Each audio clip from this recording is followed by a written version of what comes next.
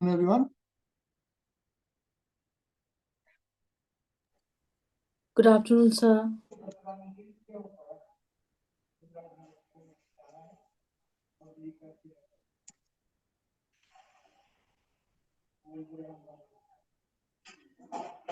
Sir हम लोग की अभी अप्रोच क्या होनी चाहिए सर, मतलब based for GS topic particularly, जैसे कि पॉलिटी का आपने कहा था लक्ष्मीकांत के लिए, तो फिर उसमें कोई सर पर्टिकुलर सोर्सेज, अभी जैसे घटना चक्र एक बुक आती है सर, उसमें एमसीक्यूज बहुत सारे रहते हैं। अच्छा सर उसमें वन लाइनर्स है बट स्टेटमेंट बेस्ड क्वेश्चन नहीं है। अच्छा, किस तरह के क्वेश्चन होते हैं? क्योंकि मैंने देखी नहीं है, ये शायद यूपी के एग्जाम्स के लिए लोग रेफर करते हैं उसको। हाँ सर, स्टेट पीसीएस के लिए वो लोग ज्यादा रेफर करते हैं, और किस एक तरह इंडियन की? पॉलिटी की आती है सर, मैग्रोहोल्स की भी वो भी है सर, वो उसमें काफी फिर यूपीएससी लेवल का हो जाएगा, मतलब किस अप्रोच एक में। एक ही बुक रेफर करो ना, मैंने वही बोला, मल्टीपल सोर्सेज रेफर करोगे, टाइम तो है नहीं आपके पास ऑलरेडी। जी सर। जैसे आज कितनी 18 तारीख हो गई ना, 18, तो हाँ जी आपके पास सर, 18 मुश्किल से 10-15 दिन रहे हैं दिसंबर के, जी सर। और आई थिंक जनवरी मान लो पूरा, तो 40-45 डेज यू हैव। तो इसमें थोड़ा सा स्मार्ट वर्क करना पड़ेगा, है ना? सर हम लोग ऐसा क्या कर सकते हैं कि सर प्रोबेबिलिटी बढ़ जाए सर? मेहनत ही कर सकते हैं और कुछ नहीं। सर कुछ पर्टिकुलर सोर्सेज जो भी लास्ट तो मतलब मैं 40-45 डेज के जनरली लिए। देखो, ज्यादा इसमें आप फोकस कर सकते हो पॉलिटी पे, मॉडर्न हिस्ट्री पे, और करंट अफेयर्स पे। जैसे जो जो वो तो हम कर ही रहे हैं, करंट अफेयर्स। Yes sir. बीच में कोई कुछ दिन मैं देखता हूँ, 2-4 दिन के बाद एक टेस्ट रख लेते हैं, छोटा सा एमसीक्यू करंट अफेयर्स का, है ना? जी तो सर। थोड़ा पढ़ के आएंगे आप लोग। बाकी देखो और क्या है, और ज्योग्राफी ज्योग्राफी ज्योग्राफी वगैरह है, तो वो भी कर लो साथ में थोड़ा बहुत, है ना? ज्योग्राफी जी हो सर। गया। इकोनॉमी इतना डिटेल में करने की जरूरत नहीं है। Yes sir. इकोनॉमी को आप वैसे कर लो थोड़ा सा कर्सरी, मतलब देखो, फोकस वहां पे लगाओ जहाँ रिटर्न ज्यादा है। तो पॉलिटी हिस्ट्री सबसे ज्यादा फोकस, फिर ज्योग्राफी का भी फैक्चुअल पार्ट, जैसे इंडियन ज्योग्राफी होगी, है ना? रामसर साइट हो गई आपकी, नेशनल पार्क, ये सब चीजें। फिर आपका एनवायरनमेंट के कन्वेंशन हो गए कुछ, वो सब चीजें। और क्या है, साइंस टेक आप पोल्यूशन वगैरह से ही पढ़ लो, ज्यादा नहीं जाने की जरूरत इधर उधर। और आई थिंक ये करने से आप इतना करो ना, इतना ही कंसोलिडेट करो, ज्यादा मत भागो। जी जितना इतना भी हो जाएगा ना, जब इतना हो जाएगा फिर आगे की बात करेंगे। जी सर। अल्टीमेटली सारा पढ़ के एग्जाम क्लियर नहीं होता, जो पढ़ा होता है वो याद होने से एग्जाम क्लियर होता है। सर आपका पर्सनल एक्सपीरियंस आप कुछ शेयर कर सकते हैं सर, आप अपने प्रिपरेशन टाइम में क्या किया करते थे? मैंने यार आईबी की तैयारी नहीं की थी, सच बताऊं तो। जी जी। ऑनेस्टली बताऊं, I did not prepare for the IB. Honestly, मतलब if I were to tell you the truth, yes sir. मैं जस्ट जा गया, हो गया लकीली मेरा। मतलब ऑनेस्ट बता रहा हूँ तुमको, क्योंकि यूपीएससी की तैयारी चल रही थी, जी जी। तो हो गया था। मतलब ऐसा दोनों बार ही ऐसे, मतलब हो गया, मतलब वही। तो द थिंग इज, इसमें थोड़ा सा ये कि वही ना कह रहा हूँ ना, एग्जाम में आपको टारगेटेड थोड़ा सा अप्रोच लेके चलोगे ना। जैसे जो चीजें पढ़ रहे हो उनको थोड़ा सा मतलब कंसोलिडेट करो, और application of mind is very important. जरूरी नहीं है सब कुछ पढ़ लोगे तो हो जाएगा। Yes sir. पढ़ने के साथ you have to apply your mind as well.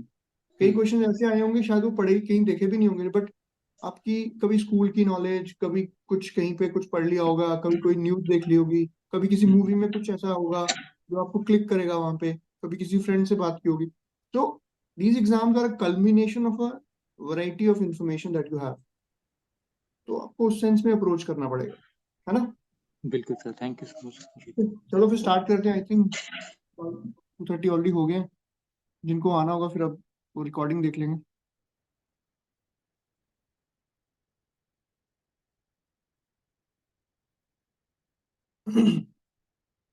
तो यस्टरडे हमने थोड़ा सा पढ़ा था, करंट अफेयर्स फरवरी का ही कर रहे थे हम। Today we will start with science tech का ही हम कंटिन्यू करेंगे। Will start with the Gaganyaan mission. Right. तो आपको पता ही है कि इसरो हमारी स्पेस रिसर्च ऑर्गेनाइजेशन है। तो ISRO carried out initial recovery trials of crew module in the navy's water survival test facility. इतना इंपॉर्टेंट नहीं है, बस ये याद रखो कि गगनयान मिशन है, लॉन्च कौन करेगा? इसरो करेगा। Gaganyaan, it's a space exploration mission. Crew module recovery, this is not again important for the exam. So बस ये याद रखो, crew module will be a habitable part of the Gaganyaan spacecraft. This part you need to remember. It will be a habitable part of the Gaganyaan spacecraft. ठीक है. और in contrast, जो service module होगा will be unpressurized structure containing propulsion system. ठीक है. इसमें कितने members होंगे? It will be a manned space mission.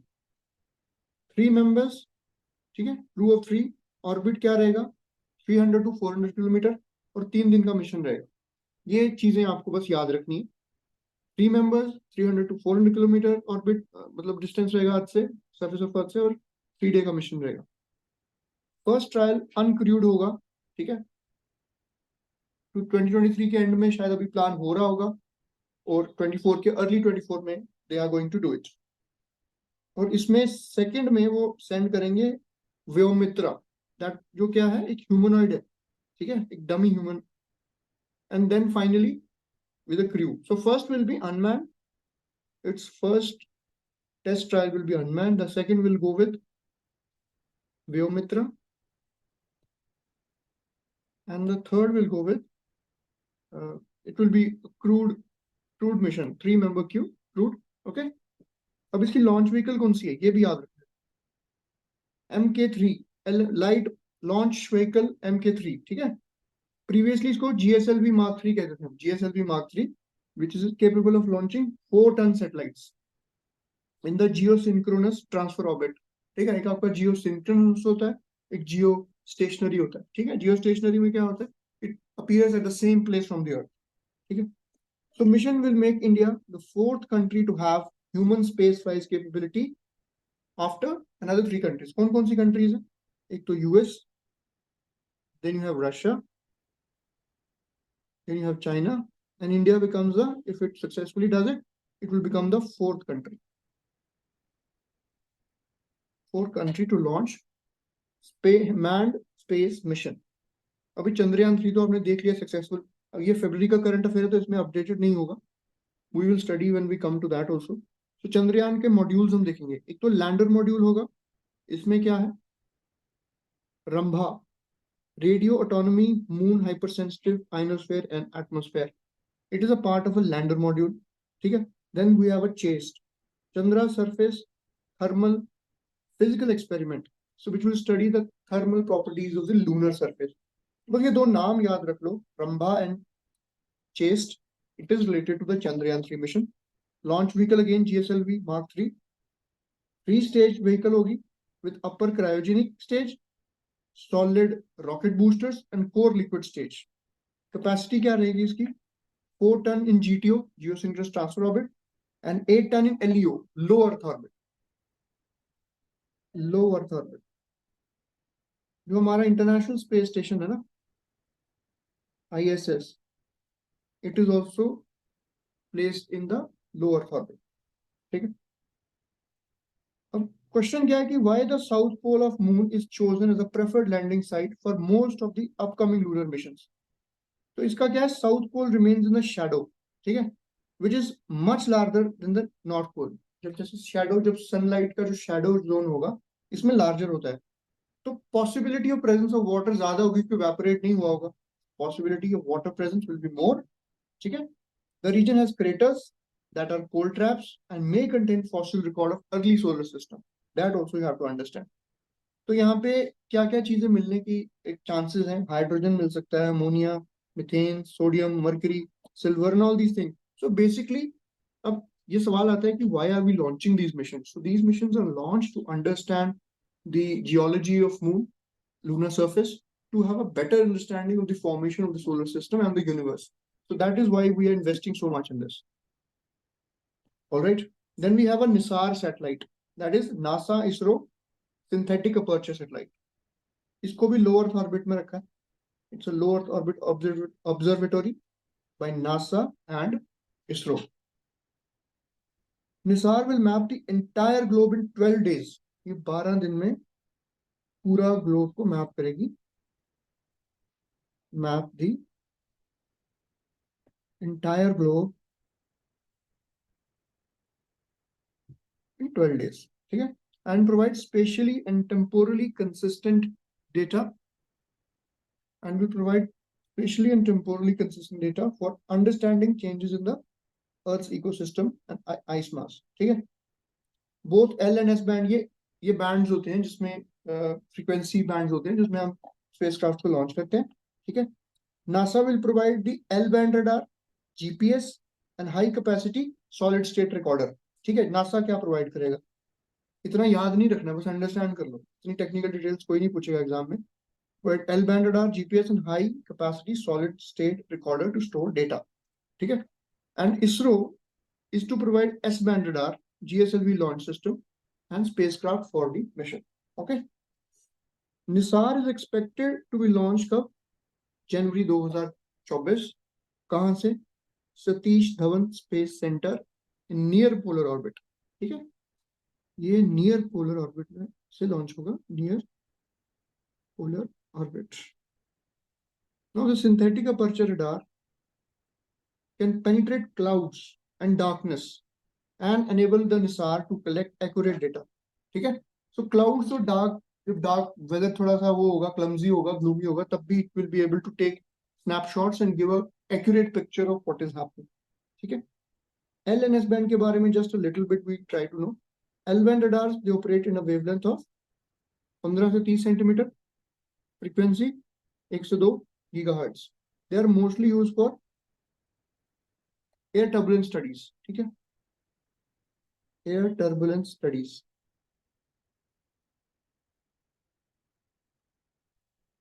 All right. And जो आपकी S band radars हैं, they operate in a wavelength of 8 to 15 and frequency of 2 to 4, ठीक है। So इनकी frequency क्योंकि हाई है थोड़ी सी, तो attenuation नहीं होती। attenuation means loss in signal, ठीक है, सिग्नल easily attenuate नहीं होता, ठीक है। तो ये इनका एक रेंज बढ़ जाता है compare to S band radars, ठीक है। अब हम देखेंगे इसरो के अदर इंटरनेशनल कोलैबोरेशंस, बाकी मिशंस कैसे हैं, इंटरप्लानेटरी मिशंस बाकी कंट्रीज के साथ। सबसे पहले आगे आपका Trishna, then you have Lupex, then you have Megha Tropiques and then you have SARAL, ठीक है। Let's see what these are. So Trishna आपका जॉइंट इनिशिएटिव है इसरो का,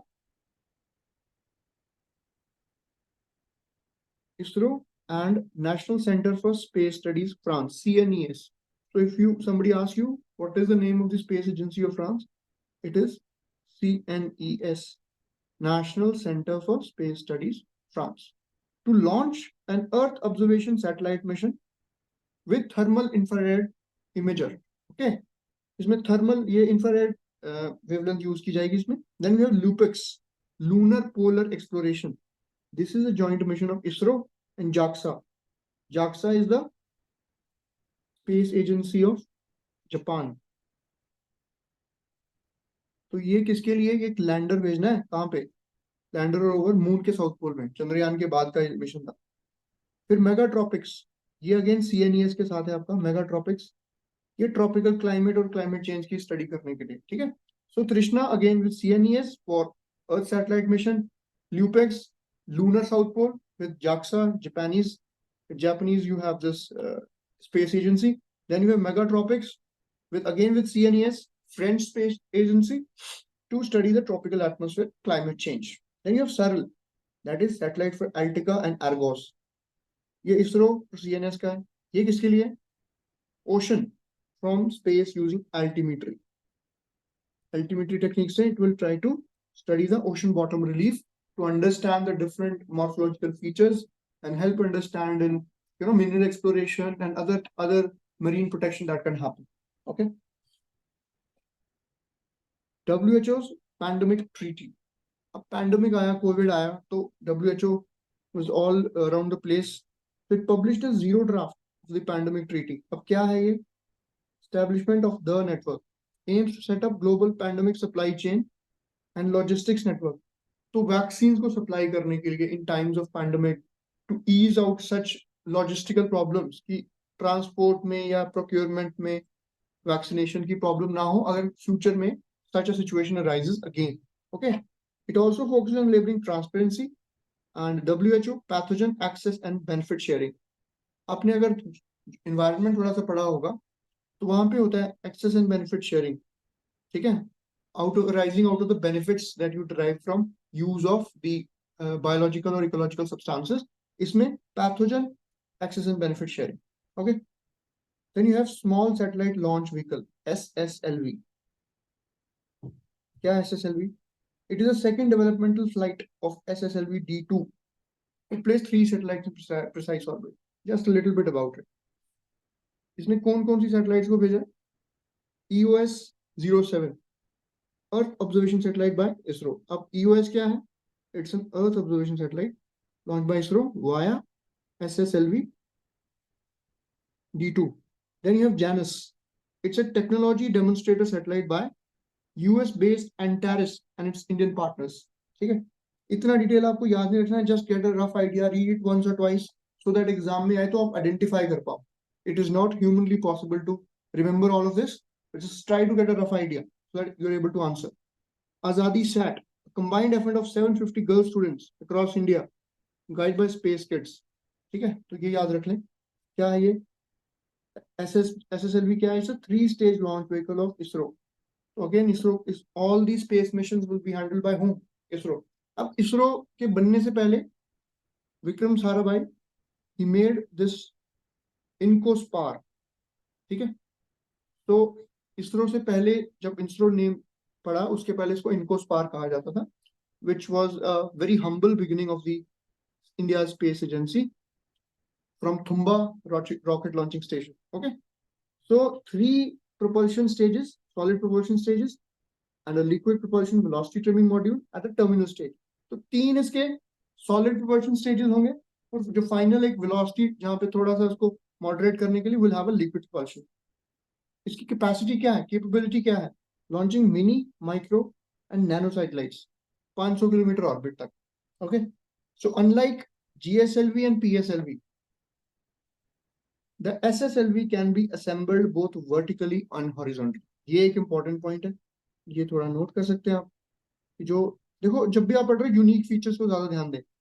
फिर NSIL, New Space India Limited, under Department of Space and the commercial arm of ISRO, is the sole nodal agency for providing end-to-end SSLV launch services to customer satellites. अब NSIL क्या है? अगर आपको पूछे NSIL, it is a concern under Department of Space. देखो 2 ही departments हैं जिनका ministry नहीं है. कौन सा है? Department of space and department of atomic energy. These are dedicated departments created for these directly come under the PMO. ये directly prime minister office के अंडर इनका कंट्रोल होता है. ठीक. World's first 3D printed rocket engine क्या है? Agnikul cosmos. ठीक है, इंडिया में भी जो प्राइवेट सेक्टर है started to make inroads in the space sector. तो Agnikul is India's a private sector firm है, startup है, incubated in IIT Hyderabad, and it had successfully conducted the flight acceptance test for a 3D printed rocket Agnilet. अब ये नाम भी याद रख लें. Agnilet पूछेंगे क्या है? एक 3D printed rocket engine है. 3D printed rocket engine. Okay, it's a 3D printed rocket engine, and what it will do, it will successfully conduct the test flight acceptance test. Okay, इसका semi cryogenic engine होगा, uses a mixture of liquid kerosene at room temperature and super cooled liquid oxygen as a fuel. Just remember these facts little bit, don't go too much into it. ठीक है, thrust कितना है? 6 kilonewton. No need to remember, just have an idea again. So Agnilet engine will power company's launch vehicle Agniban. So ये भी याद रखना है कि इसका launch vehicle है, which is capable of carrying payloads up to 300. So most of things we are seeing, they are going into the low Earth orbit. So that you need to understand very, very clearly here. Okay. So launch of Agniban will be the second by a private firm after Hyderabad-based Skyroot. अब ये भी आपको 2 चीजें बहुत ध्यान से याद रखनी है. Hyderabad based Skyroot Aerospace Vikram S. देखिए नंबर 1 क्या है आपका? Vikram S. If somebody asks you Vikram S किसने लॉन्च किया? Skyroot Aerospace. ये एक हैदराबाद बेस्ड एरोस्पेस फर्म है. ठीक है. And second we have Agnibaan. launched by which firm? Agnikul Cosmos. तो ये दो फैक्ट्स थोड़े से याद रख लें, बाकी टेक्निकल डिटेल्स भूल भी जाएं कोई दिक्कत नहीं, ठीक है. So Agnikul also unveiled India's first privately designed and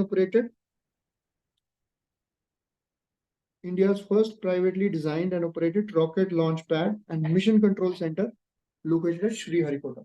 Okay, so just get your head across these things and try to understand how this is these are the important facts. All right, moving on. In international IP index, IP means intellectual property. Intellectual property.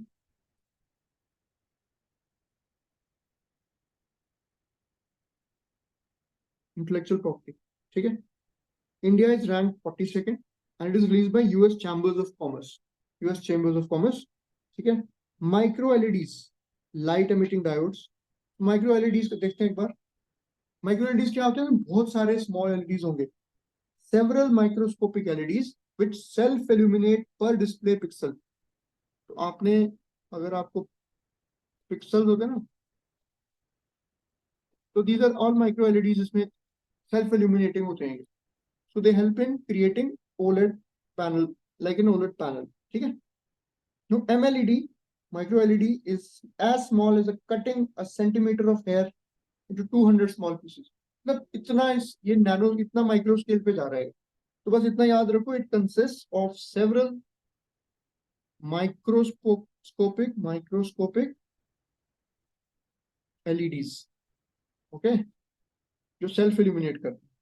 बस इतना समझ लिया, ठीक है. Each of these MLEDs क्या है? Semiconductors. You also know holes in electrons and receive electric signals. Once these are gathered, they form a module, and several modules are combined to form screens. ठीक है. So this is the thing. अब इसके benefits क्या हैं? These are self-emissive. हमने देखा कि self-emitting. दूसरा limitless capability है. Resolution free, bezel free, ratio free, even size free. तो इसमें जो clumsiness जो size की है वो नहीं आएगी. More efficient and bright, more durable, and higher color gamut. See, understand this. तो ये सब चीजें इसके benefit आपको मिलेगा. Digital connectivity infrastructure provider. TRAI आपको पता है? Telecom Regulatory Authority of India. Telecom Regulatory Authority of India. So what it does? इसका काम क्या, रोल क्या है इसका, ट्राई का? ये टेलीकॉम से रिलेटेड जो भी चीजें हैं, जो भी पॉलिसी लेके आना है, this is done by try and regulate करता है टेलीकॉम सेक्टर को. ठीक है. So let's see what this idea is. TRAI seeking views to introduce DCIP, Digital Connectivity Infrastructure Provider, under unified license. ठीक है. इसमें क्या होगा? It will highlight the importance of robust digital connectivity infrastructure. So digital infrastructure को amp up करना है, थोड़ा boost करना है. Earlier National Digital Communication Policy emphasized on DCI under Propel India scheme. So digital infrastructure को, the focus is to increase the digital infrastructure. ठीक है. Large language modules. ये जो साइंस टेक के टॉपिक्स हैं, इसमें आपने सिर्फ ये उनका कोर आइडिया लेना है, बिकॉज एग्जाम में इतनी माइन्यूट डिटेल्स आपको याद नहीं रहनी है. आपने सिर्फ कोर आइडिया लेना है, just be able to identify that. ठीक है. Large language modules. So Meta Platforms has released Meta like Facebook, Instagram is done by Meta. Meta Platforms has released large language model Meta, that is Llama. It is a foundational language. It is a foundational language model to assist researchers in the field of artificial intelligence. तो LLMs अगर आपसे कोई पूछे किस चीज से related है, ठीक है, this is related to AI, artificial intelligence. ठीक है. It's a collection of language models. These are AI systems that consume massive volumes of digital text, blah blah blah. So basically ये आपको डेटा कोलेट करके एक better मतलब एक platform बनाने में हेल्प करेगा. ठीक है. आधार मित्र, UID. आधार किसने लॉन्च किया, किस डिपार्टमेंट ने? UIDAI, which was the brainchild of Nandan Nilekani. नंदन नीलकनी, ठीक है। 12 डिजिट आधार नंबर आप सबके पास होगा। इसने एक लॉन्च किया अपना चैटबॉट। तो ये क्वेश्चन आपको पूछेगा वो कि आधार मित्रा, या ऐसे पूछ लेगा यूआईडीएआई ने अपना एक चैटबॉट लॉन्च किया है। UIDAI has recently launched it's chatbot, it is which of the following. तो उसमें आधार मित्रा, आधार दोस्त, कुछ ऐसे 4-5 ऑप्शन डाल देगा कंफ्यूज करने के लिए। तो उसका आंसर आधार मित्रा है, ठीक है। तो ये याद रखना। जियो मैग्नेटिक स्टॉर्म, ठीक है। Solar wind passed through a gap which occurred due to crack in Earth's magnetic field, sparking a GI class geomagnetic storm, ठीक है। जियोमैग्नेटिक स्टॉर्म्स क्यों होते हैं? ड्यू टू साउथ, मतलब जो अर्थ की मैग्नेटिक फील्ड है प्लस जो सोलर फ्लेयर्स है उनकी इंटरेक्शन से you will get, simply I will try to explain. जो अर्थ की magnetic field when it interacts with the solar flares, जो सोलर फ्लेयर्स आते हैं उसकी वजह से you will get geomagnetic storms, ठीक है। They create a disturbance in earth magnetosphere. Red auroras, auroras क्या होते हैं? When solar particles interact with oxygen high altitudes. एक होता है aurora australis,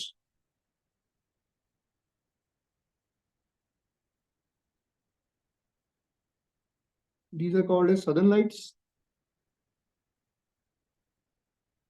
Bright red lights होती हैं ये। सोलर पार्टिकल्स ऑक्सीजन से इंटरेक्ट करते हैं हायर एल्टीट्यूड में, हायर लैटिट्यूड्स में, ठीक है, साउथ पोल नॉर्थ पोल में। अरोरा ऑस्ट्रेलिस होता है नियर ऑस्ट्रेलिया, साउथ पोल वाली साइड में, ठीक है। और अरोरा बोरियालिस ये नॉर्थ पोल में, ठीक है। These are called northern lights, they are called southern lights. Just remember that. And interaction of oxygen and solar particles.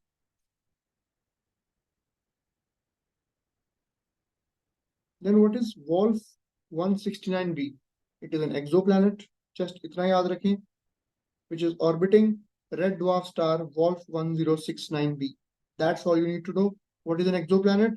Any planet beyond our solar system. Okay.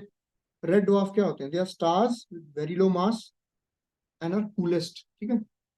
और orbiting in its stars, ठीक है। Goldilocks zone, ये question आपको पूछ सकता है, UPSC में पूछा भी गया एक बार। गोल्डीलॉक्स जोन, गोल्डीलॉक्स जोन क्या होता है? तो Goldilocks zone is habitable zone around a star, habitable zone around a star.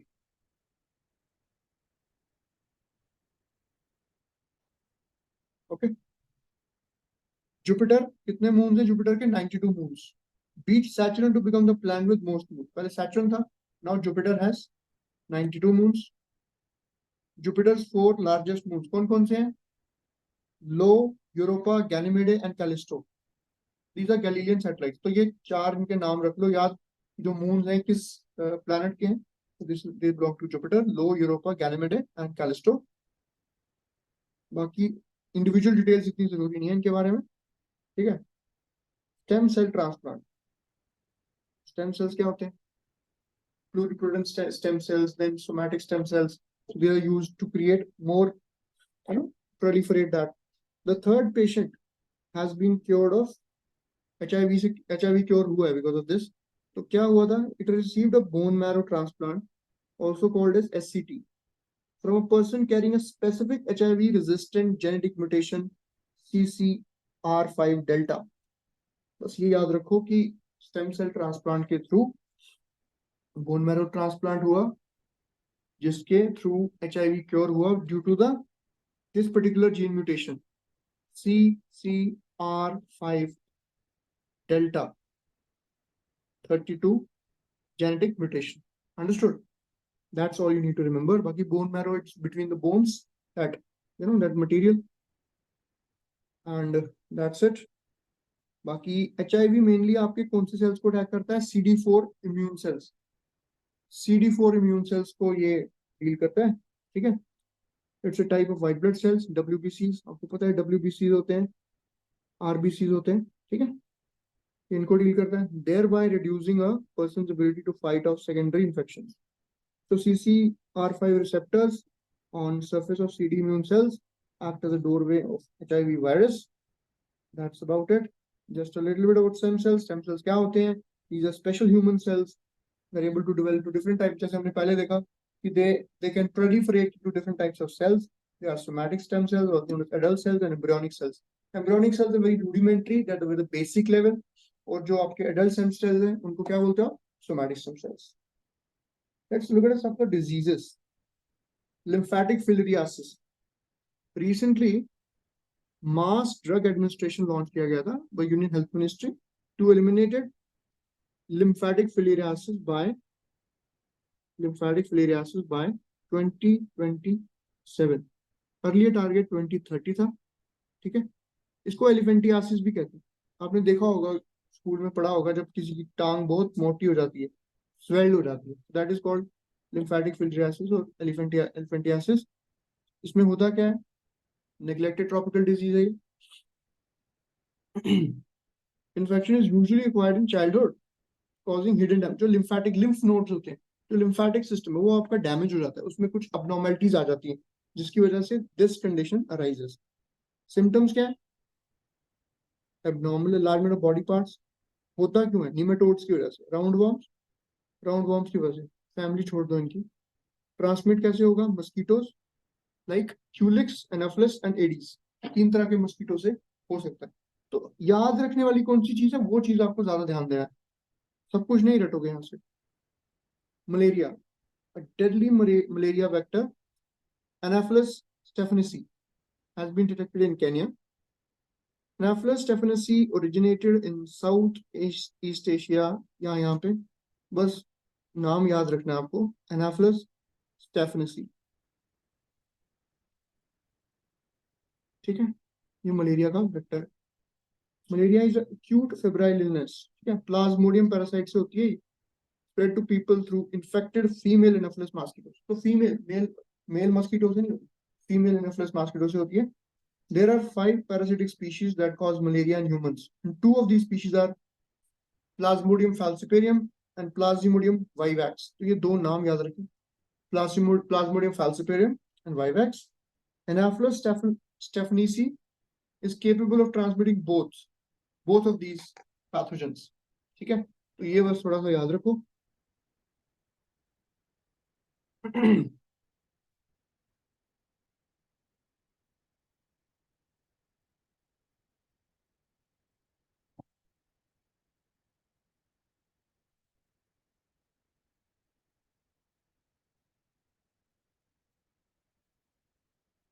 आपकी नेक्स्ट आ गई दार इस सलाम डिक्लेरेशन. किस चीज पे है?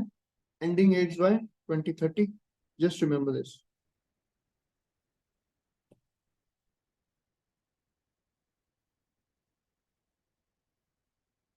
Alright, global alliance to end AIDS, GAAI. International health regulations 2005. ये एक लीगली बाइंडिंग एग्रीमेंट है 196 कंट्रीज का, ठीक है. Under this WHO has the authority to declare a public health emergency of international concern. So WHO PHEIC, public health emergency of international concern, under these regulations it can declare. Okay. India ने launch किया doctor Abdul Kalam Azad launch vehicle mission 2023. Rocket can be used for research in weather, atmospheric conditions and radiations, ठीक है. अब sounding rockets क्या होते हैं? 1 or 2 stage solid propellant rockets used for probing upper atmospheric regions and space research. तो sounding rockets generally solid propellant use करते हैं, either 1 or 2 stage होंगे, ठीक है. अपर एटमॉस्फेयर का स्टडी करेंगे या स्पेस रिसर्च में, दे कैन बी यूज्ड. 1967 में इसरो ने लॉन्च किया इसका पहला अपना version sounding rocket, Rohini RH-75. This is ISRO's version of sounding rockets.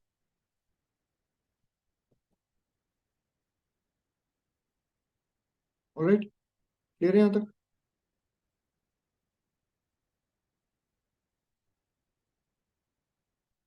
Then you have a nuclear plant. Haryana's first nuclear power plant will be set up कहाँ पे? Gorakhpur village. ये Gorakhpur UP वाला नहीं है, गोरखपुर विलेज है. तो अपकमिंग गोरखपुर हरियाणा अणु विद्युत परियोजना will have 2 units.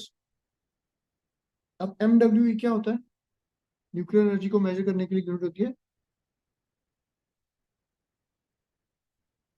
Electric, megawatt electric, ये यूनिट होती है इसकी, ठीक है। Each of the pressurised heavy water reactor, PHWR, pressurised heavy water reactor हो गए, ठीक है। तो इंडिया का अगर न्यूक्लियर प्रोग्राम की हम बात करें, 3 स्टेज है, ठीक है। पहला स्टेज में हमने PHWR किए थे, then fast breeder reactors, and now in third stage advanced nuclear power systems. तो pressurized heavy water reactors होते हैं, they are fueled by natural uranium which produces plutonium 239. heavy water is used as a moderator and coolant, ठीक है। fast breeder में plutonium 239 as a fuel use किया जाता है, जिससे हम यूरेनियम 239 बनाते हैं, और एडवांस में थोरियम यूटिलाइजेशन, ठीक है। तो हमारे जो ब्रेन चाइल्ड कौन है हमारे न्यूक्लियर प्रोग्राम के, Homi Jahangir Bhabha, one of the masterminds and one of the greatest scientific minds this country has ever produced. So without the contribution of giants like Homi Bhabha, Vikram Sarabhai, and many other unsung heroes, it would not have been possible to get our nuclear program to this region as we have it today, and particularly space program as well. India has successfully reached the first stage in 2013, ठीक है। पहला stage India ने कब reach किया, 2013 में।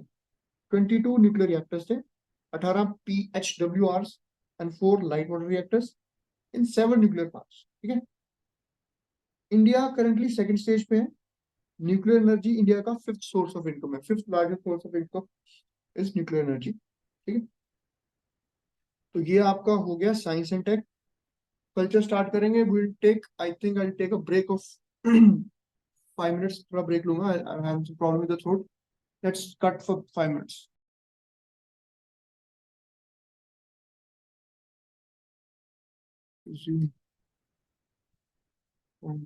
Thanks for reminding. Okay. So again, Swami Dayanand Saraswati, he founded the Arya Samaj in 1875 in Bombay to remove the social inequities in the society of the time, ठीक है। तो ये जो fictitious beliefs है उस time पे Hindu religion में, उनको रिमूव करने के लिए, and their motto was Krinvan to Vishwamaryam, which means let's make this world noble, ठीक है। Ministry of Tourism has launched Best Tourism Village Competition Portal, ठीक है। Obviously अगर पूछेगा मिनिस्ट्री ऑफ टूरिज्म तो ये क्वेश्चन आना ही नहीं, ठीक है। फर्स्ट ये 2023 में हुआ, ये इन्होंने थोड़ा सा इन्वेस्टमेंट लेके आने की बात की। जो हमारा विजन 2047 डॉक्यूमेंट है ना, विजन 2047, ठीक है, इंडिया को $1 ट्रिलियन इकोनॉमी बनाना है। तो ये 100 मिलियन इंटरनेशनल विजिटर्स के साथ में टूरिज्म का कितना यूजफुल कंट्रीब्यूशन हो सकता है in making India a $1 trillion economy, a $1 trillion economy, and with a target of 100 million international visitors, okay। तो ये हमारा विजन 2047 के अंतर्गत है। Next we have Keeladi excavations. तो किल्लाड़ी कहाँ पे है, शिवगंगा डिस्ट्रिक्ट ऑफ तमिलनाडु, ठीक है। बस याद रखने वाली चीज याद रखनी है, किल्लाड़ी पूछेगा which was recently news, which state, which place, it's like that, ठीक है। वैगई रिवर के पास है, वैगई आपको पता है वो नीचे है पूरा साउथ में, कावेरी के नीचे। अर्बन सिविलाइजेशन यहाँ एग्जिस्ट करती थी इन संगम एज। संगम एज कब थी, आपको संगम लिटरेचर का एंशिएंट हिस्ट्री आप पढ़ेंगे तो वहां क्या पता चलेगा, ठीक है। तो वहां पे अर्बन सिविलाइजेशन एग्जिस्ट करती थी। Sangam age 3rd century BCE, before common era, तो 3rd century CE, common era, ठीक है। तो आर्कियोलॉजिस्ट ने संगम एज को और पीछे, मतलब based on the finding they have pushed it a little further, ठीक है। बस इतना याद रखो कहाँ पे है संगम एज में, वहां पे अर्बनाइजेशन के वो एक्सकवेशंस मिल गए। सियांग उनिंग फेस्टिवल, आदि कम्युनिटी, अरुणाचल प्रदेश में आदि ट्राइब होती है, आदि ट्राइब, आदि। देन आओ ट्राइब आपकी मणिपुर में है। ऐसे ट्राइब्स आपको याद करनी है, नॉर्थ ईस्ट में कौन कौन सी मेजर ट्राइब्स है। आज आप घर में आपके ये सब अपना एक शॉर्ट नोट बना ले, what are the major tribes in north east, different different states में, ठीक है। अरुणाचल प्रदेश में एक जगह बोलिंग, वहां पे सेलिब्रेट किया गया। आदि community constitutes a major group and inhabits the lower Dibang Valley. So Dibang, Lohit, these are rivers there, and valleys भी obviously river valley भी उनके नाम पे होती है, ठीक है। वहां पे देयर इज दिस रिवर जिया बराली, ठीक है, where I was posted. I usually happen to visit this place. So Arunachal Pradesh is a really beautiful place. And also lot of tribes, lot of cultural richness. So you have to understand that. Okay. So these are basically agricultural society. Okay. Wet rice cultivation or shifting cultivation practice होती है. ठीक है. Padams, Milangs, Komkars, Minyongs, Pasis, they collectively call them Adi. So Adi tribe में ये सब communities आती हैं, सब communities. ठीक है. इतना डिटेल में you don't need to remember, but just give a cursory glance to it. Then you have Atakul Pongala. Atakul Pongala. So it is held in Atakul temple. कहाँ? Trivandrum. Trivandrum कहाँ है? Kerala. It is in Kerala. The largest congregation of women for the festival in the world. Pongala का मतलब क्या होता है? To boil over. It is a ritual in which women prepare sweet prasadam, ठीक है, and offer it to goddess Bhagwati. So you have to remember which goddess in Atukul Pongala, Atukul temple in Thiruvananthapuram, goddess Bhagwati, in the largest mass congregation of the women in a festival. ठीक है. 10-day celebration commences in the Malayalam month of, ये याद रखिए आप कौन सा month है, मकरम Kumbum, Feb March का टाइम है ये, ऑन द कार्तिका स्टार. तो ये थोड़ा बहुत पढ़ लें इसको, जितना याद रहता है, गुड फॉर यू. ठीक है. एमपी लैड स्कीम आपको पता है, members of parliament local area development scheme. एक एमएलए लैड भी होती है, member of legislative assembly local area development scheme. So interest are accrued from the annual fund will have to be mandatorily remitted to the CFI. तो जो MLA lead fund है या MPa lead fund है, उसमें जो अगर for example वो पूरा लैप्स नहीं हुआ, तो उसमें जो इंटरेस्ट मिलेगा वो आपको सीएफआई में जाएगा. That will go to the consolidated fund of India. ठीक है. फिर आपका एक आ गया आपका competition amendment bill 2022. Competition amendment bill, bill to amend competition act 2002 tabled in Lok Sabha. इसमें क्या है, इशू ऑफ एक्विजिशन क्या है, इसमें क्या मसला है. सेक्शन 5 ऑफ द एक्ट कहता है कि parties indulging in mergers, acquisitions and amalgamations need to notify the CCI, the competition commission of India. ठीक है, ऑफ द कॉम्बिनेशन ओनली. ठीक है, बस ये बताना है कि अगर मर्जर और एक्विजिशन या अमाल्गमेशन करते हो तो आपको कंपटीशन कमीशन ऑफ इंडिया को बताना है. ठीक है.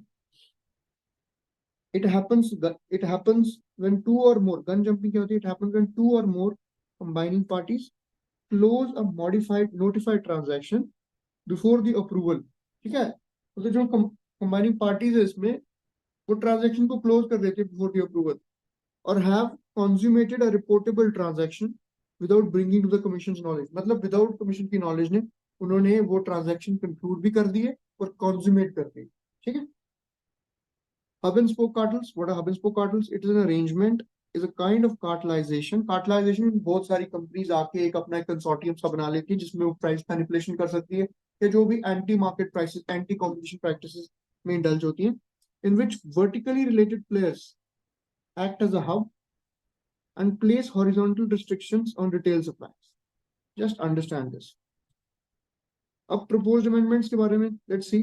Deal value threshold. I think this you do not need for the scope of this examination. We will not go through this. The Competition Commission of India, ये आप थोड़ा देखें. Competition Commission of India was established in March 2009. बस 2009 याद रखो. ठीक है. Under Competition Act 2002.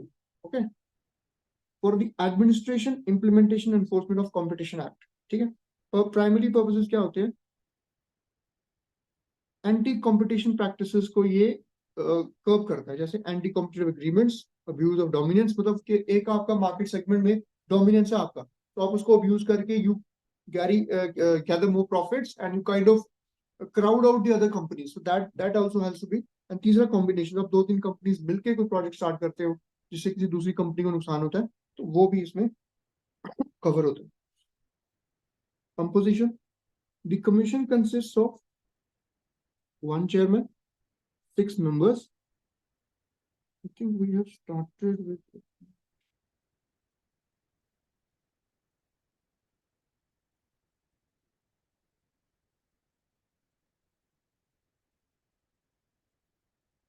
just a second.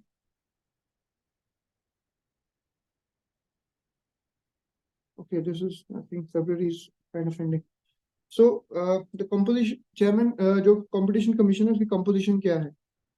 One chairperson and 6 members. One chairperson, 6 members appointed by the central government. ठीक है?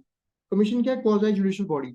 Quasi judicial, it has certain judicial powers, certain magisterial powers to give certain opinions, certain decisions, which gives opinions to the statutory authorities and also deals with other cases. Chairperson, other members shall be whole time members. तो ये याद रखो 1+6 इसका formation है, central government appoint करती है, central government appoints this. Okay, so I think this is, we are done with February. Abhi you have any doubts, who will take up? कोई doubt है तो आप बताएं. फरवरी हमारा 2 महीने का करंट अफेयर हो गया अभी.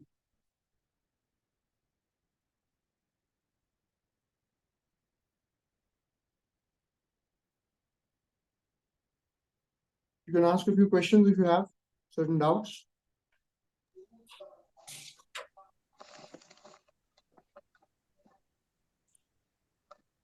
If not, we will proceed with March wala. We'll start. Clear it, sir. Manjeet? Yes, sir. No issues? No issue, sir. Anyone else? चलो ठीक है, फिर मार्च स्टार्ट करते हैं.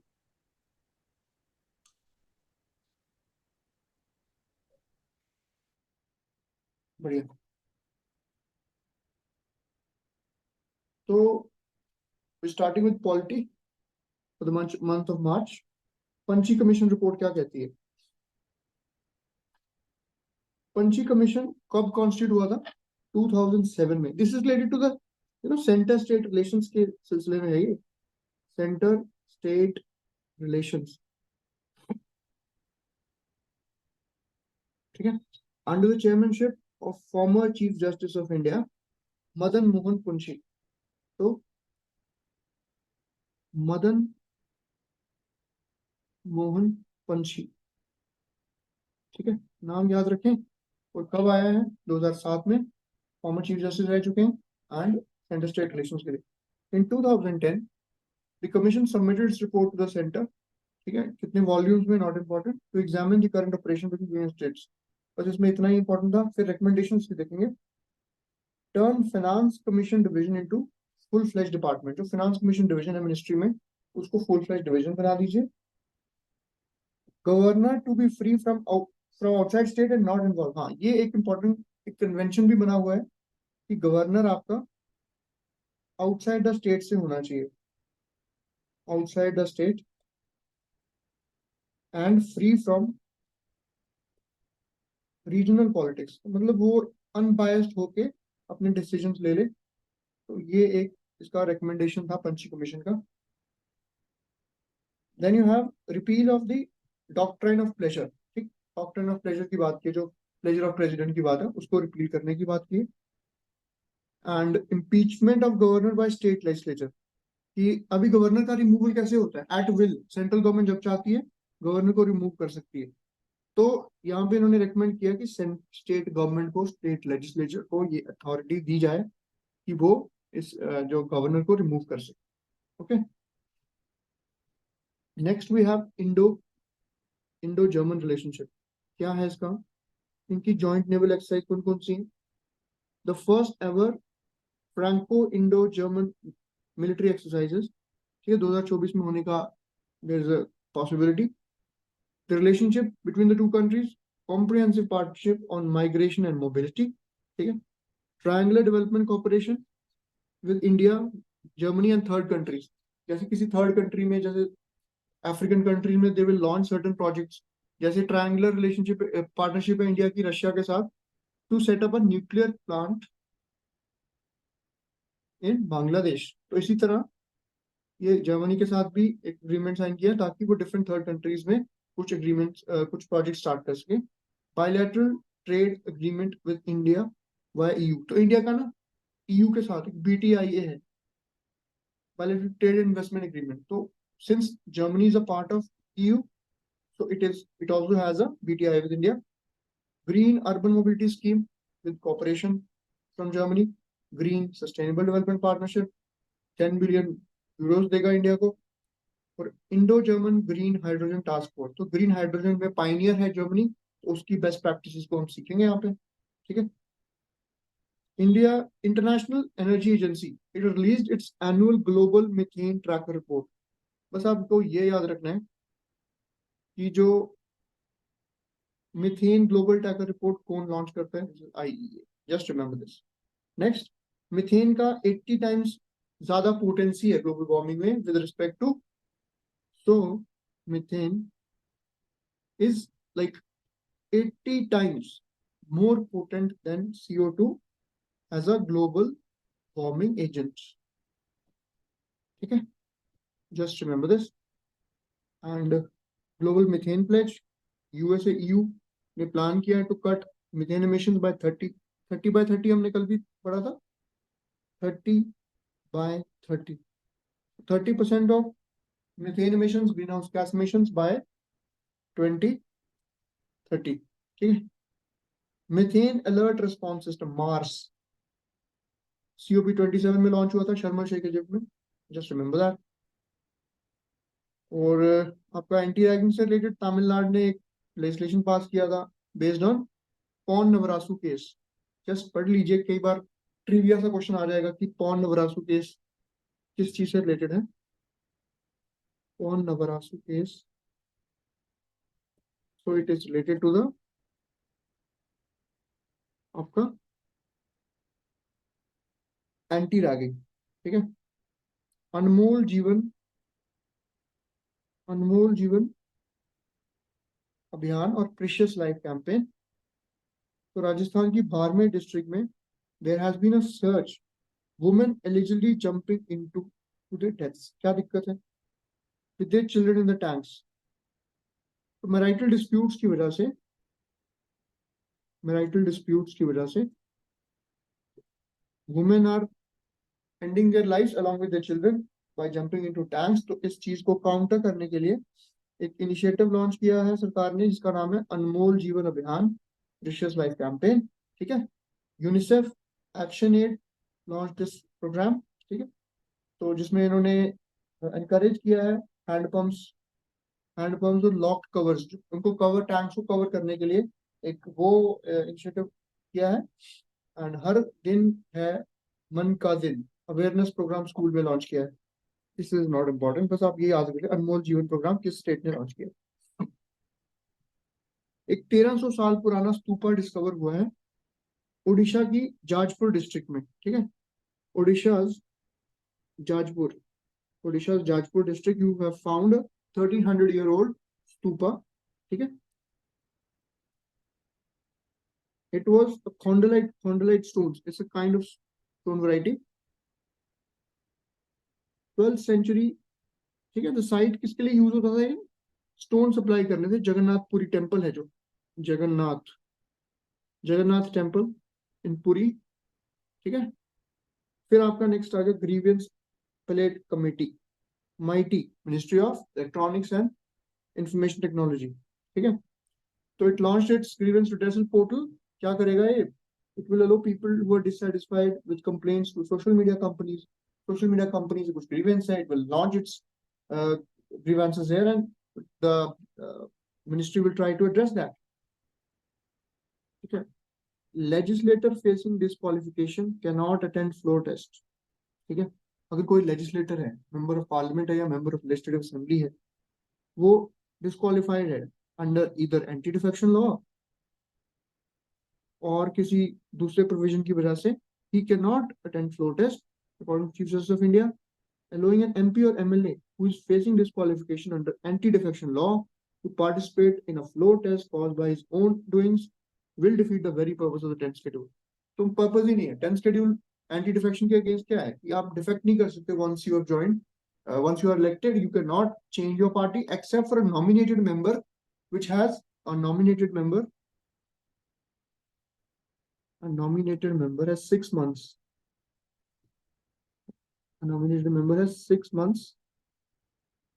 ठीक है. नॉमिनेटेड मेंबर के 6 महीने होते हैं किसी पार्टी ज्वाइन करने के लिए. अगर 6 महीने के बाद ही join he will be disqualified and anti-defection. Similarly, the rest of the members, for example, elected members, one party to the another, or independent, कोई independent select हुआ है, and he joins the party after his election, he will be disqualified. His seat will fall vacant. Okay. Then we have adenovirus. West Bengal is in a grip of unprecedented adenovirus outbreak. ये क्या है? Medium sized non-enveloped virus है. बस इतना याद रखें कि adenovirus outbreak कहाँ हुआ है? यहीं पे हुआ. It's highly contagious. Close contact settings में होता है, child care center, schools, hospitals, summer camps. तो इसकी कोई treatment भी नहीं है. ठीक है? बस इतना आपको याद रखना. Then you talk about the FCRA license of CPR. What is CPR? Center for Policy Research. FCRA किस लिए होता है? ठीक है, foreign contribution regulation act, NGO का फॉरेन फंडिंग को मैनेज करता है. Foreign funding of NGO is managed. Foreign funding of NGO,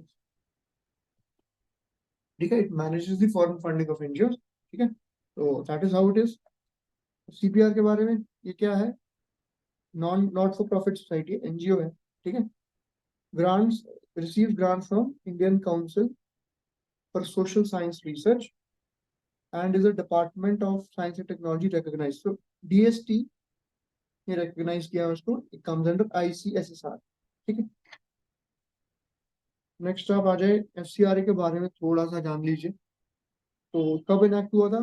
1976 में, during the emergency, amid apprehensions that foreign powers were interfering in India's affairs by pumping money into the country through independent organizations. FCRA requires every person or NGO seeking to receive foreign aid donations to be registered under the act. अब क्या है? वो bank सिर्फ SBI की Delhi branch में ही खोल सकते हैं. ठीक है, और वो जो फंड्स हैं सिर्फ स्टिपुलेटेड पर्पस, जिस पर्पस के लिए वो फंड्स हैं, वो ऑर्गेनाइजेशन का जो काम है उसी में. और एडमिनिस्ट्रेटिव एक्सपेंसेस, जो टोटल एक्सपेंसेस में administrative expenses have been limited to 20% only. ठीक है, 20% से ज्यादा एडमिनिस्ट्रेटिव एक्सपेंसेस नहीं होनी चाहिए, ताकि वो मनी की एम्बेजलमेंट हो सकती है दूसरे इश्यूज में, जो एक एंटी इंडिया एक्टिविटीज में उसको क्या बोलते हैं, उसको डाइवर्ट किया जा सकता है. That should not happen. ठीक है. Forest and tree cover in India.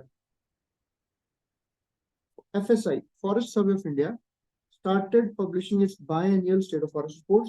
ठीक है, 1980 में आपका फॉरेस्ट कवर 19.53% था, और 2021 में कितना हो गया? 21.71. ठीक है, और टोटल ग्रीन कवर, अब ये क्या होता है? इसमें ट्री कवर भी, फॉरेस्ट के साथ साथ ट्री कवर भी काउंट किया जाता है. That is 24.62. मतलब एक तो फॉरेस्ट एरिया होगा इसमें, plus trees that could not necessarily be in the forest but elsewhere also, that account for 34. Target हमारा क्या है? 33% होना चाहिए. ठीक है.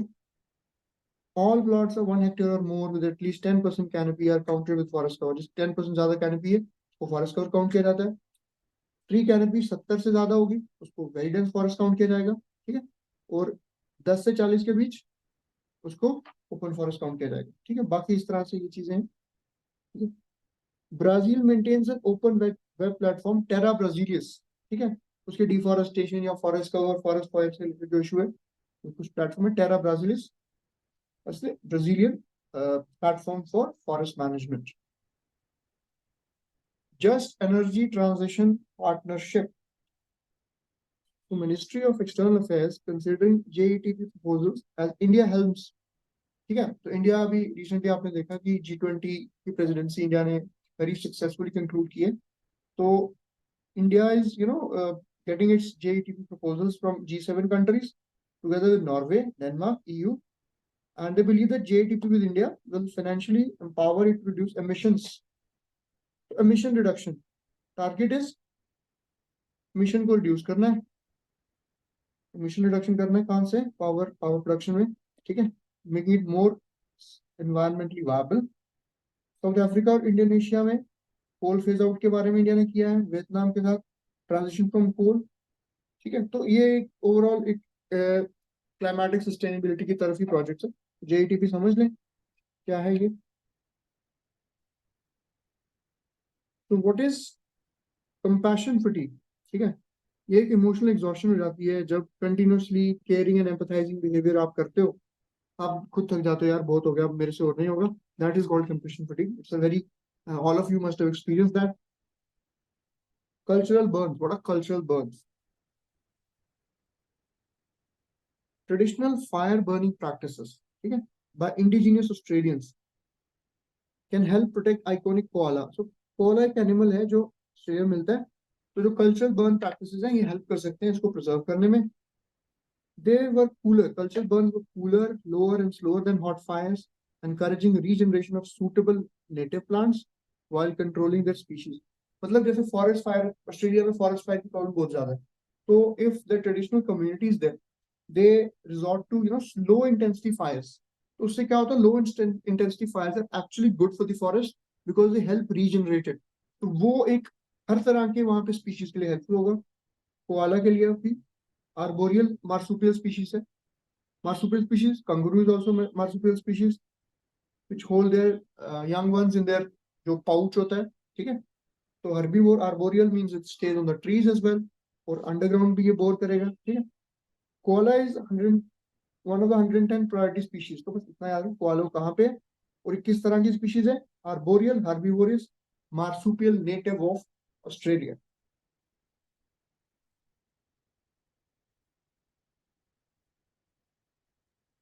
क्लियर है यहां तक? एनी डाउट्स किसी को?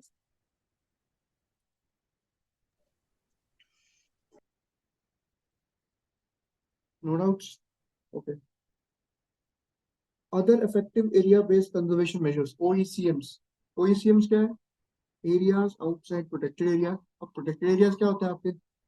नेशनल पार्क्स और वाइल्ड लाइफ सेंचुरीज और बायोस्फीयर रिजर्व्स. ठीक है, that are governed and managed to achieve effective conservation of biodiversity. Objective वही है same. Examples: agricultural systems, conserved water catchments, locally managed marine areas, another high conservation values. ठीक है, तो ये CBD के अंदर ही कन्वेंशन ऑन बायोडाइवर्सिटी गाइडलाइंस 2018 के अंदर ही ये प्रोटेक्टेड एरियाज के आसपास जो एरिया है उनमें थोड़ी सी और कंजर्वेशन ओरिएंटेड अप्रोच लेके आनी है. That is about it. Whip in the parliament. आपने देखा होगा कि पार्लियामेंट में जो भी वोटिंग होती है, एक पर्टिकुलर पार्टी जो वोट करती है. Hello mister Dheeraj, you are late today, you should be on time. Anyways, particular party, the term, सी विप क्या होती है? एक विप डिसाइड होता है हर एक पार्टी का पार्लियामेंट में. वो इंश्योर करता है डिसिप्लिन. फॉर एग्जाम्पल वोटिंग होनी है तो all the MPs have to vote along with the party line. So that convention has come from British practice. So it is an old British practice of whipping in the lawmakers to follow the party line, toe in the party line. Party line के according चलना आपको. ठीक है, इसमें different types of whips कौन कौन सी हैं? One line whip, ठीक है, underline ones, is usually used to inform party members of a vote and allows them to abstain.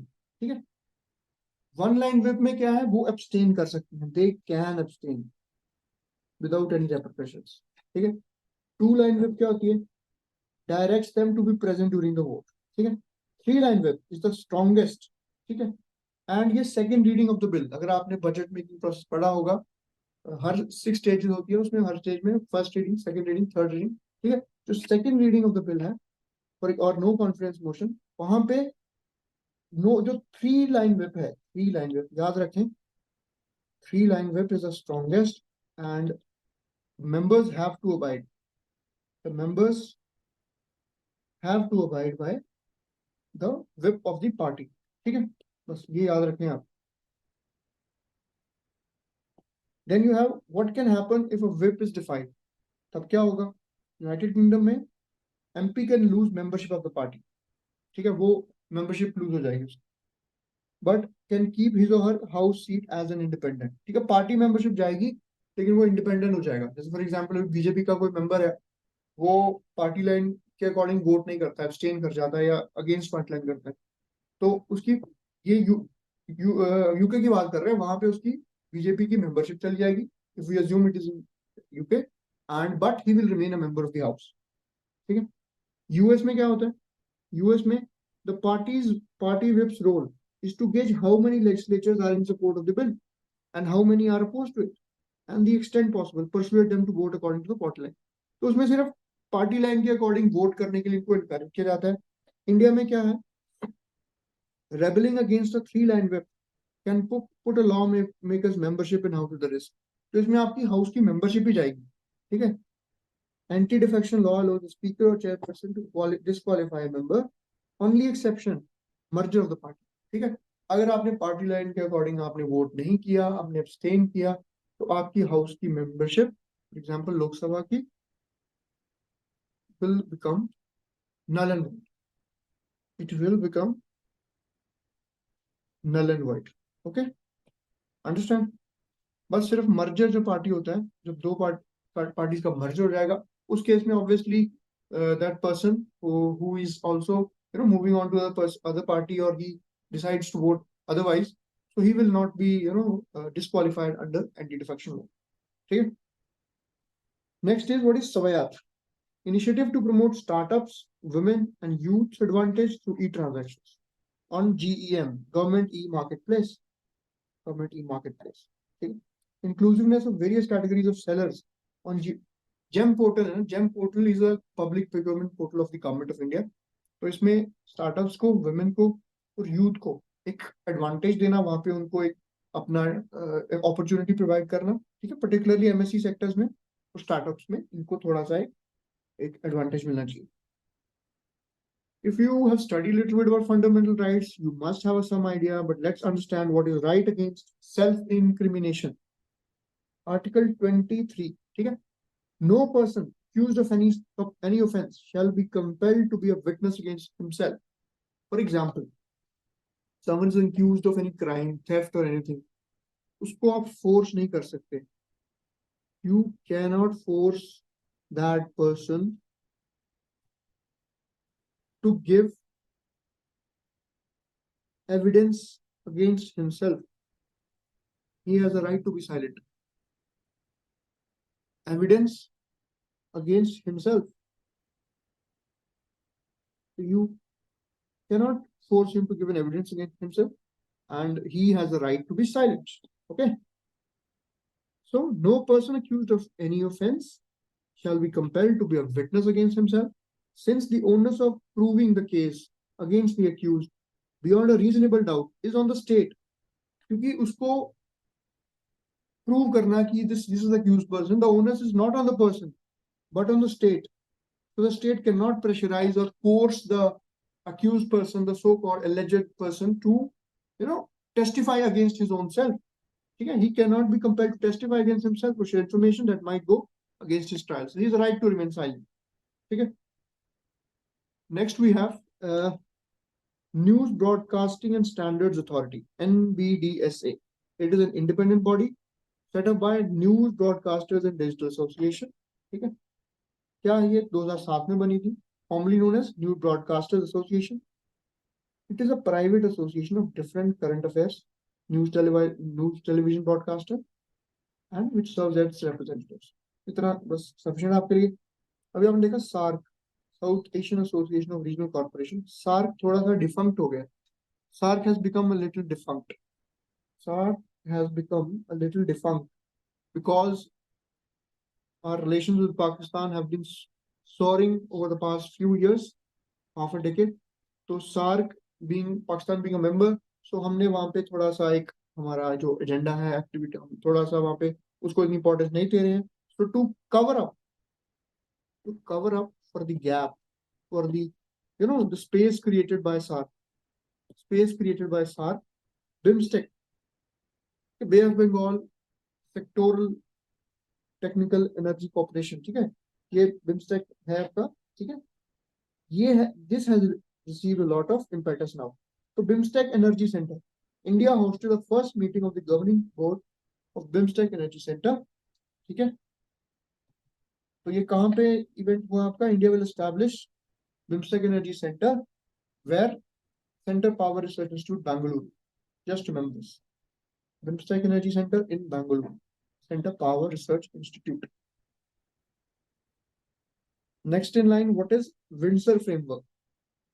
UK and EU recently announced Windsor framework, a proposed post Brexit. Brexit आपको पता ही है, UK has left the EU, European union, ठीक है?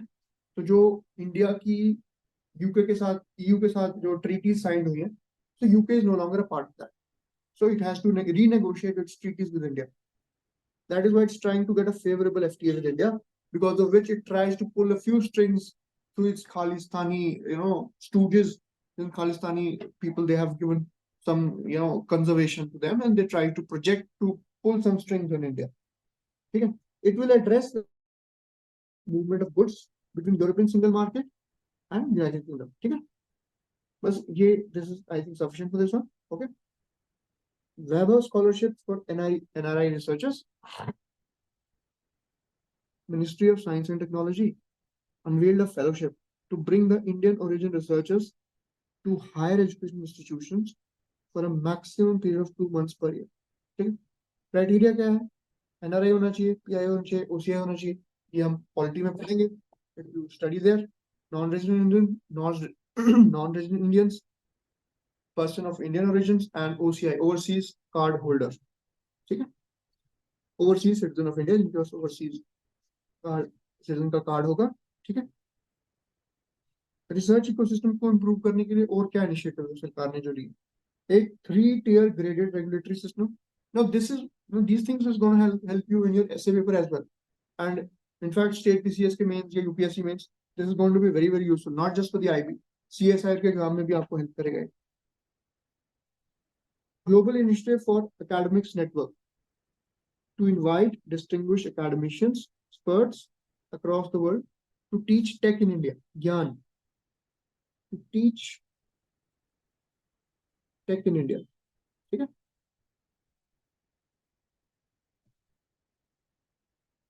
DNA vaccine against dengue. India's first and only DNA vaccine has shown promising results. ठीक है? DNA vaccine क्या होती है? That puts specific DNA sequence that codes for the antigen. Antigen क्या होता है? Whenever an external, agent enters, so antigen, it identifies that it is not a parent, so it releases antibodies to counter that. So it is a defense mechanism. Okay? So sequence that codes for an antigen organism cells to trigger an immune response. ठीक है? वो immune response trigger करता है. World's first DNA vaccine कौन सी है? ZyCoV-D by Zydus Cadila, approved in 2021. Just remember this. ZyCoV-D by Zydus Cadila. Why developing a DNA vaccine for dengue is tough? Because it is caused by 4 closely related viruses, then 1, 2, 3, 4, called as serotypes. तो 4 तरह के viruses ये बनता है, जिनको serotypes कहते हैं. इसलिए डिफिकल्ट है particular DNA vaccine more effective उसमें बना पाना. Each one interacts differently with antibodies in human blood. तो हर एक का जो immune response, हर एक का response जो human antibodies के साथ different है. तो एक क्या बोलते हैं उसको, ब्रॉड स्पेक्ट्रम वैक्सीन बना पाना थोड़ा मुश्किल है. सो इसलिए this becomes a problem. Country reports on terrorism India, prepared by US Bureau of Counterterrorism. Okay? India implemented UNSC resolution 2396. What is it? It urges member countries to stem the threat posed by foreign terrorists. So foreign cross-border terrorism से related है. Then we'll take a few exercises. I think we'll close today's lecture here. Exercise Shinyu Maitri. Exercise Desert Flag. Exercise Cobra Warrior. ठीक है? क्या है ये? Shinyu Maitri, Indian Air Force और Japan Air Self Defense Force के between है. ठीक है? It has been organized on the sidelines of Indo-Japan Joint Army Exercise. हमने कल पढ़ा था धर्मा गार्डियन. धर्मा गार्डियन क्या है? इंडिया जापान की धर्मा गार्डियन इंडिया जापान की जॉइंट एक्सरसाइज है. फिर एक्सरसाइज डेजर्ट ईगल यूएई में हो रही है. ठीक है? Air forces UAE, France, Kuwait, Australia. ठीक है? Then your exercise Cobra Warrior in the UK, runs twice a year होती है, and the largest air exercise run by the Royal Air Force of the United Kingdom. So that's it for today, guys. We'll open the session for a few doubts. And then if there is nothing, we might as well close. So कुछ doubt है आप पूछ सकते हैं. Sir, Yeah, Ayush, Priyanshu, बोलिए. sir, are there any limitation to this right to self-incrimination in Indian legal system, sir? Sorry, एक बार मैं I'm not able to hear. थोड़ा loud. सर कोई limitations हैं क्या सर right against self-incrimination में Indian legal system में? इसमें limitations हैं दो तीन. जैसे फॉर एग्जांपल आपको जैसे कुछ डॉक्यूमेंट्री एविडेंस है वो देना पड़ेगा. ठीक है, आपको अपना ब्लड सैंपल है वो देना पड़ेगा. ठीक है, आपको अगर फिंगरप्रिंट अपना देना पड़ेगा तो ये दे सकते हैं आप, ये देना पड़ेगा. लेकिन आपको जबरदस्ती अपने खिलाफ गवाही देना, वो सब देना, उसमें ये प्रोटेक्ट वो रिस्ट्रिक्शन है. यहाँ पॉलिटी में पढ़ेंगे, उसमें बहुत डिटेल में पढ़ना है इसको. और आर्टिकल 20 राइट अगेंस्ट डिटेंशन है ना, right against detention, illegal detention, उसमें आएगा. इसमें एक होता है इप्सो फैक्टो पैक्ट लॉ होता है, जिसमें कि रेट्रोस्पेक्टिवली, जैसे फॉर एग्जांपल आपने कोई क्राइम किया 10 साल पहले, जी तब उस क्राइम के अगेंस्ट कोई पनिशमेंट नहीं थी, लॉ नहीं था, लेकिन अच्छा, आज उसके खिलाफ लॉ बन गया, तो आज आपको उस क्राइम के लिए आज पनिश नहीं कर सकते. ठीक है, तब कोई रूल नहीं था. अभी आप करोगे, लॉ अगर पहले से था तो अभी पनिशमेंट मिलेगी. तो इसके दो तीन प्रोविजन है. जी जी जी सर. और कोई डाउट है? पुलिस क्वेश्चन जो पुलिस क्वेश्चनिंग होती है जो उस टाइम जब ये एक्सरसाइज किया जा सकता है क्या सर इन्वेस्टिगेशन के टाइम, पुलिस क्वेश्चनिंग के टाइम? क्या चीज? सर सेल्फ इंक्रिमिनेशन वाला इन्वेस्टिगेशन के टाइम पुलिस पुलिस क्वेश्चनिंग होती है. पुलिस जब क्वेश्चनिंग करती है वो एडमिसिबल नहीं होता ना कोर्ट में. अच्छा अच्छा, हाँ हाँ. जो भी एविडेंस होता है या जो भी स्टेटमेंट होती है, it should be in in presence of magistrate. It is as good as nothing. वो उसको उनको प्रूव भी करना पड़ेगा कोर्ट में ना. डी के बासु गाइडलाइंस आई थी 1997 में ना, कि जो भी बंदा है उसको 24 घंटे में आपको मैजिस्ट्रेट के सामने प्रोड्यूस करना है. ओके. जो भी अपने हार्डकोर अपने अब्यूज करना है वो 24 घंटे के अंदर जो करना है कर लो, है ना. ओके. ये चीज थी. जी सर. और किसी को कुछ doubt?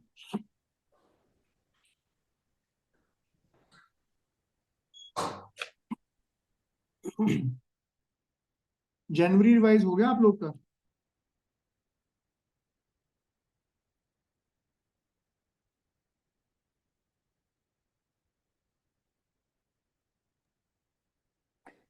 Sir, January you will be पढ़. taking, sir, you will be taking test for January. Let me see. I will be taking mixed test. Let me see when I take it. Whether you guys have revised it.